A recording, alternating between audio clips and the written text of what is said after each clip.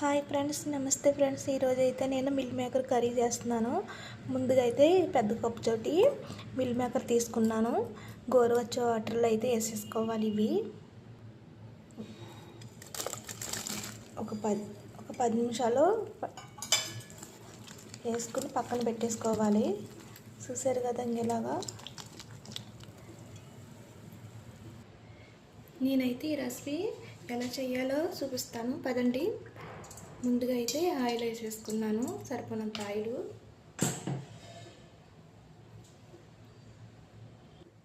Cut చేసి జీరా కూడా వేసుకోవాలి.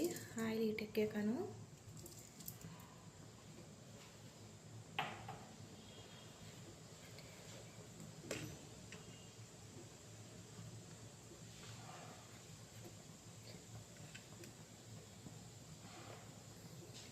నేనైతే కట్ చేసుకున్న ఉల్లిగడ్డలు ఒక 200 గ్రాములు ఉల్లిగడ్డలు తీసుకున్నాను. ఇందులోకి 5-6 గ్రీన్ చిల్లీ తీసేసుకున్నాను.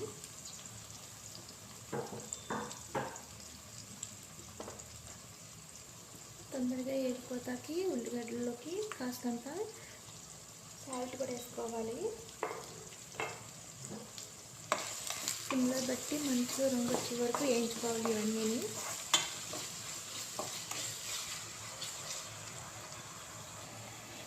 ఆనిపోయి కదా, ఇవన్నీ ఒక గిన్నెలోకి తీసేసుకోవాలి.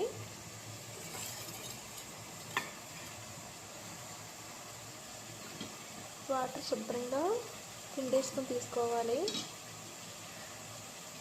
చూసారు కదా ఎంత బాగా, ఇలాగ చూసారు, పాంజీలాగా ఉంటుంది ఇది.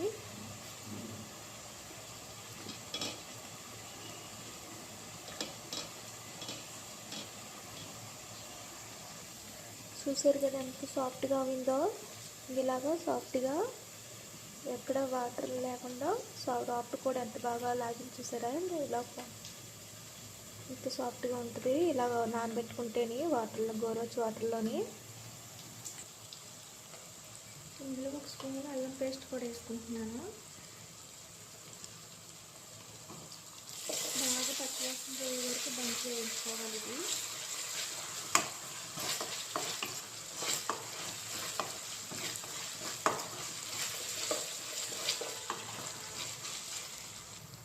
ఉల్లిగడ్డలు వేసుకొని కదా, ఈ మిల్ మేకర్ కూడా వేసేసుకుంటున్నాను.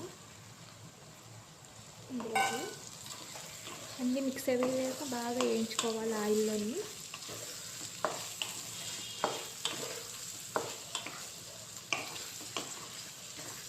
ఆల్రెడీ అల్లం పేస్ట్లోని పసుపు వేసుకున్నాను కదా, సరిపోతుంది.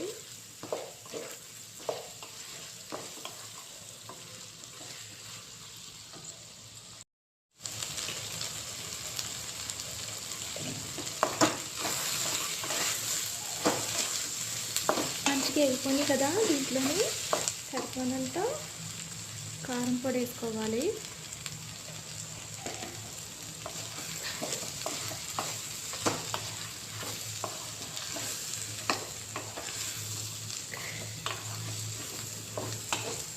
అంతా మిక్స్ అయ్యే వరకు బాగా వేయించుకోవాలి. ఇది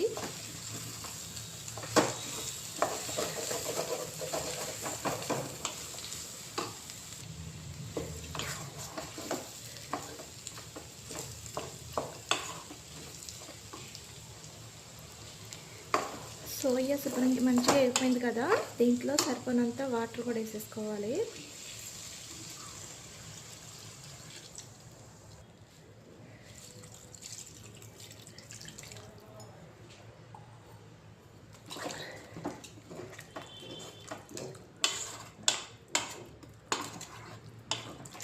సిమ్లో పెట్టి బాగా ఉడకనివ్వాలి. ఎక్కువ ఫుల్గా పెడితే కర్రీ అయితే మాడిపోతాయి అడిగిన.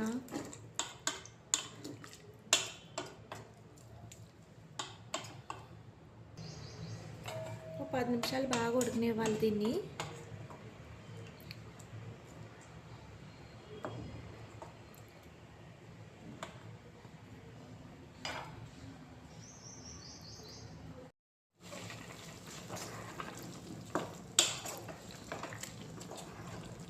చూసారు కదా, ఇది ఇలాగ కర్రీ ఇంకా బాగా ఉడకనివ్వాలి, ఈ వాటర్ అంతా పోయే వరకుని.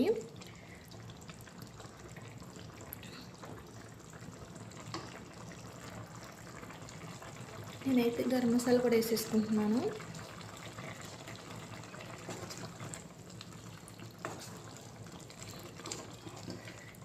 దింపే ముందు ఒక 5 నిమిషాల ముందు వేసుకోవాలి కర్రీని. దింపే ముందు వేసుకుంటే బాగుంటుంది. ఒక 5 నిమిషాలు బాగా ఉడకనివ్వాలి వేసాకను మసాలాని.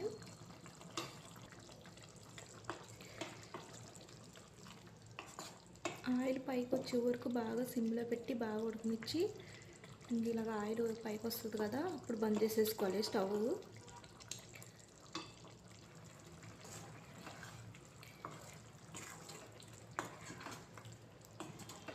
సో ఈ కర్రీ అయితే అయిపోయింది. స్టవ్ బంద్ చేసేసుకుంటున్నాను నేనైతే.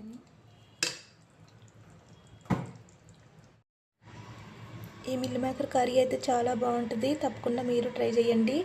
రైస్లోకి, బిర్యానీలోకి, బగారాన్నంలోకి చాలా చాలా బాగుంటుంది. జొన్న రొట్టెల్లో కూడా చాలా బాగుంటుంది ఈ కర్రీ అయితేని. ఇలాగా సేమ్ మటన్ కర్రీలాగా ఉంటుంది ఇలా చేసుకుంటేని. మరీ మసాలా ఎక్కువ కాకుండా తక్కువ కాకుండా సమానంగా వేసుకోవాలి ఈ కర్రీకి అయితేని. చాలా సింపుల్గా చేసేసుకోవచ్చు ఈ కర్రీని.